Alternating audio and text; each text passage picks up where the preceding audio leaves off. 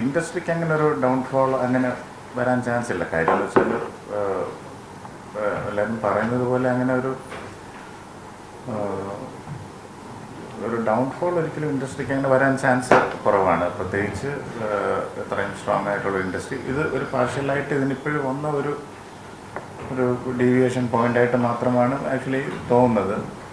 പിന്നെ ഈ പറയുന്നത് പോലെ എപ്പോഴും ഒരു ക്രൈസിസ് ഉണ്ടാകുമല്ലോ ഈ ഫീൽഡിൽ. അപ്പോഴും അതിൻ്റെ ഒരു ഭാഗം ആയിട്ടാണ് ആക്ച്വലി എനിക്ക് ഫീൽ ചെയ്തിട്ടുള്ളത്. പ്രത്യേകിച്ച് ഒരു മേജർ ഇൻഡസ്ട്രിയിലൊരു അറ്റാക്കായിട്ട് ഫീൽ ചെയ്യുന്നില്ല ആക്ച്വലി. എപ്പോഴും എനിക്ക് തോന്നിയൊരു ഫാക്ടർ അവസരങ്ങളായിട്ട് അങ്ങനെ നിഷേധിക്കും ഇപ്പം എൻ്റെ ഒരു ഇതിനകത്ത് ആക്ച്വലി വന്നിട്ടില്ല. അത് നമ്മുടെ ഒരു സംഭവം പോലും എനിക്ക് എപ്പോഴും അറിയാമല്ലോ. ഫിലിം എന്ന് പറയുമ്പോൾ എപ്പോഴും നമ്മൾ ഹിറ്റ് കൊടുക്കണം, ഹിറ്റ് കൊടുത്താൽ മാത്രമാണ് നമ്മൾ അടുത്ത ഒരു സ്റ്റെപ്പിലേക്ക് പോകുന്നത് എപ്പോഴും. അപ്പോൾ അതിൻ്റെ ഒരു അടിസ്ഥാനത്തിലായിരിക്കും എപ്പോഴും നമ്മുടെ ഒരു അളവ് പോലെ വരുന്നതായിട്ട് എനിക്ക് തോന്നിയിട്ടുണ്ട്. അല്ല പ്രത്യേകിച്ചൊരു പിടിച്ചു വയ്ക്കുക, പിടിച്ചു മാറ്റൽ അങ്ങനെ തോന്നിയിട്ടില്ല. തീർച്ചയായിട്ടും അത് ഗവൺമെൻറ്റിൻ്റെ ഭാഗത്ത് ഒപ്പോസ് ചെയ്യുന്ന ഒരു സംഭവത്തിലോട്ട് എനിക്ക് അങ്ങനെ ഒരു ഫീൽ വന്നിട്ടില്ല. പലപ്പോഴും എന്നോട് ക്വസ്റ്റ്യൻസ് ചോദിച്ചിട്ടുണ്ട്, ഇതിനകത്ത് മാറ്റി നിർത്തപ്പെട്ടിട്ടുണ്ടോ, അങ്ങനത്തെ ഒരു സ്റ്റാൻഡ് പോയിന്റിലോട്ട് വന്നിട്ടുണ്ടോ. പക്ഷേ എൻ്റെ ഒരു പേഴ്സണലായിട്ടുള്ളൊരു കരിയറിലെ കാര്യം എനിക്ക് 3-4 ഇൻഡസ്ട്രിയിൽ ഒരേ സമയം വർക്ക് ചെയ്യാനുള്ളൊരു അവസരം കിട്ടിയെന്നുള്ളത് ഞാൻ ഒരു പ്ലസ് പോയിൻ്റായിട്ട് കാണുകയാണ്.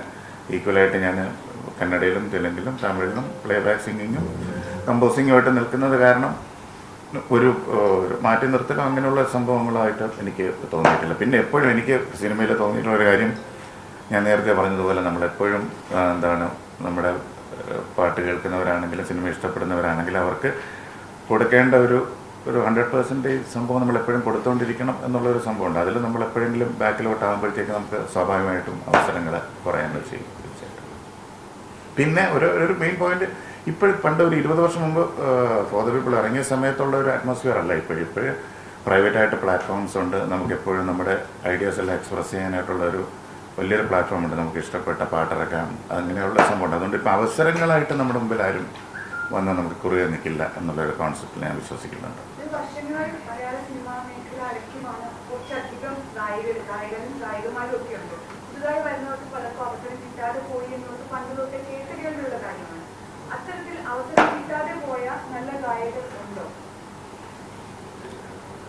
അതാണ് ഞാൻ പറയുന്നത്. ഒരു സമയത്ത് നമുക്ക് അവസരങ്ങളെല്ലാം സിനിമയെ ഡിപ്പെൻഡഡ് ആയിരുന്നു. പക്ഷെ ഇപ്പോഴും ഒത്തിരി നോൺ ഫിലിമി ഒത്തിരി ആർട്ടിസ്റ്റുകൾ ഇപ്പോഴും വരുന്നുണ്ട്, പ്രൈവറ്റായിട്ടുള്ള മ്യൂസിക് വരുന്നുണ്ട്. ഇപ്പോഴും ഒരു ടേണിംഗ് പോയിന്റ് എന്തെന്ന് വെച്ചാൽ നമുക്കെല്ലാം ഒരു ഫിലിമിൻ്റെ ഒരു അകമ്പടിയോ അല്ലാതെ തന്നെ നമുക്ക് പാട്ടിറക്കാനുള്ള ഒരു സംഭവം ഇപ്പോഴുണ്ട്. ഇപ്പോഴും വേണമെങ്കിൽ കുറച്ചുകൂടെ പല കാര്യങ്ങൾക്കും ആർട്ടിസ്റ്റിന് ഒരു സ്ട്രെങ്ത് കിട്ടാനുള്ള അവസരമാണ് ഇപ്പോഴായിട്ട് ഒരിക്കലില്ലായിരുന്നു. കഴിവുള്ള ഗായകരാണെങ്കിലും അഭിനയിക്കാൻ കഴിവുള്ളവരാണെങ്കിലും അവർക്ക് വലിയ സാധ്യത തുറന്നിടുന്നുണ്ട്.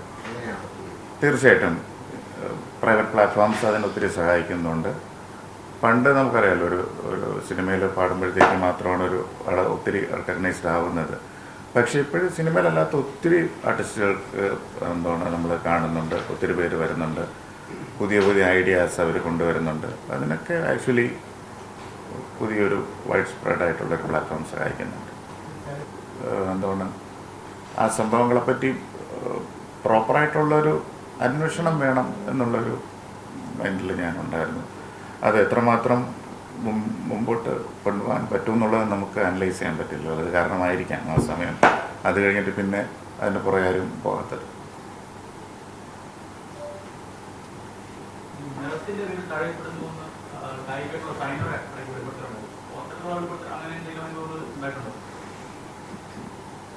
പാട്ടിൻ്റെ കാര്യത്തിൽ എനിക്ക് ആക്ച്വലി അവസരങ്ങളും എൻ്റെ ഭാഗത്ത് നോക്കുകയാണെങ്കിൽ എനിക്ക് അങ്ങനെ ഒരു ഹേർഡിൽ വന്നിട്ടില്ല ഇതിനു മുമ്പ്. അത് കാര്യം ഞാൻ യഥാർത്ഥത്തിലൊരു പാട്ടുകാരൻ ആയിട്ടല്ലല്ലോ വരുന്നത്, ഞാനൊരു മ്യൂസിക് കമ്പോസറായിട്ടാണ് വരുന്നത്. ഞാൻ എൻ്റെ പാട്ട് തന്നെയാണ് എനിക്ക് ആക്ച്വലി ഒരു ഡെമോ സെഷനായിട്ട് വർക്ക് ചെയ്ത് തുടങ്ങിയത്. അപ്പം എനിക്ക് തോന്നുന്നു കമ്പോസിങ് വഴി പാട്ടുകാരനാവുകൊണ്ട് ചിലപ്പോൾ എനിക്കതിൽ വലിയൊരു പ്രശ്നമായിട്ട് തോന്നിയിട്ടില്ല ഒന്നും.